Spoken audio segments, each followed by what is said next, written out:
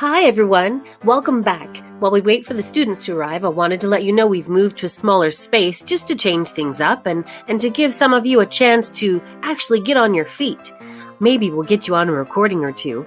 I'm so proud of you for sticking through this, and Miss Dawnnie will be here in a second as well. Okay, here they are now.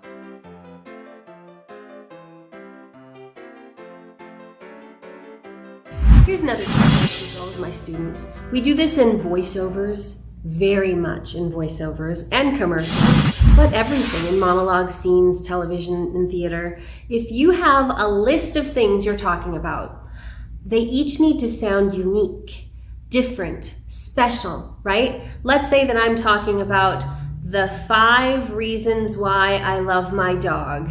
I'm not gonna say, he's cute, he's fuzzy, he's old, he eats a lot, and he wags his tail.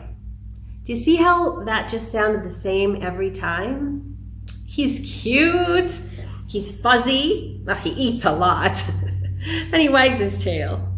I think I missed one of them. But did you see how each one came out sounding differently, and it gave you more of my personality with each one? The way to remember to do that is to number your lists. So if you have a list of things you're talking about in your scene, script, commercial, I want you to put a number 1, 2, 3, 4, 5, and make sure that they all sound special.